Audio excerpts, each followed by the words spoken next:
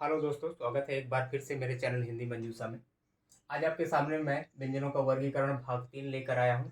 अभी पिछली ही वीडियो में मैंने आपको बताया था इसके भाग 2 के बारे में। आशा करता हूँ कि आपको समझ में आया होगा। आज आपके सामने मैं तीसरा भाग लेकर आया हूँ।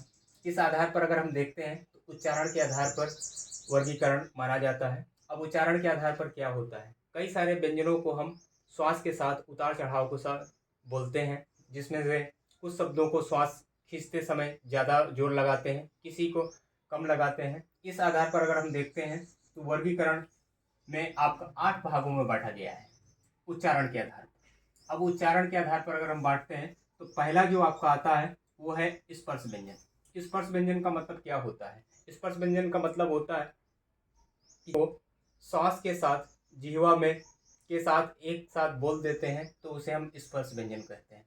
इसकी संख्या जो मानी जाती है वो 16 है पूरे। अब इसमें से जो शब्द आते हैं वो प्रथम के 4 वर्ण आते हैं, अर्थात 4 वर्ण कहने का तात्पर्य ये हुआ जैसे आपका का हो गया, टा हो गया, ता हो गया, पा हो गया। प्रथम के 4 वर्ण, प्रथम के 4 वर्ण मतलब जो शुरुआत में जैसे का हो गया, चा, छा, जा, इस तरह से अगर हम देखते हैं तो प्रथम के जो 4 वर्ण आएंगे वही आपके सब स्पर्श व्यंजन के अंतर्गत आएंगे। दूसरा आपका जो आता है संघर्षी व्यंजन। संघर्षी का मतलब क्या होता है? इसका मतलब ये हुआ कि जिह्वा के साथ जब हम वायु को हम एक साथ संघर्ष करते हुए या मतलब एक साथ मिलाते हुए बोलते हैं उसे संघर्षी व्यंजन कहते हैं। अब इनकी संख्या कितनी है? इनकी संख्या 4 मानी जाती है। जैसे आपका सा हो गया, सा हो गया, सा हो गया और हा हो गया, ये आपके स्पर्शी व्यंजन कहे जाते हैं। इन्हें हम स्पर्श के साथ बोलते हैं, इन्हें संघर्षी व्यंजन कहते हैं। जैसे आपका सा है, सा है, सा और हा। उसी तरह से स्पर्श संघर्षी है।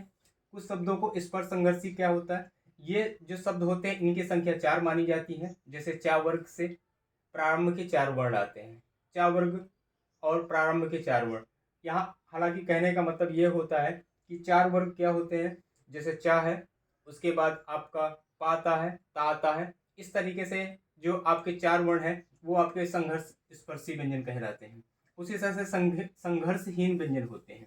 संघर्षहीन व्यंजन 2 होते हैं जिन्हें हम या और वा कहते हैं। इन्हें हम अर्धस्वर भी कहते हैं। अर्धस्वर क्यों कहा जाता है? क्योंकि ये किसी भी शब्द के साथ आधे रूप में या आधे शब्द के रूप में लिखा जा सकता है, इसलिए हम इन्हें अर्ध स्वर भी कहते हैं और संघर्षहीन व्यंजन भी कहते हैं।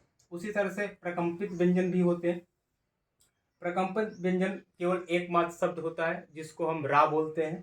उसी तरह से आपका नासिक व्यंजन होता है। नासिक व्यंजन वो होते हैं जो हम नाक और मुंह के साथ एक साथ बोलते हैं। ये क्या होते हैं? ये लास्ट अंतिम के 4 शब्द जो उन्हें होते हैं उन्हें आपके नासिक व्यंजन कहते हैं। जैसे अंगा, इया, अड़ा, ना और मा। उसी तरह से ताड़नजात व्यंजन आते हैं। ताड़नजात व्यंजन क्या होते हैं? इन्हें हम आगत व्यंजन भी कहते हैं, क्योंकि ये हमारे हिंदी भाषा में इनका प्रयोग नहीं होता है। ये हमेशा दूसरे शब्दों से लिए गए हैं, जैसे कि अरबी, फारसी, वहाँ से आगत व्यंजन के साथ माने जाते हैं, हिंदी में समावेश हुआ है।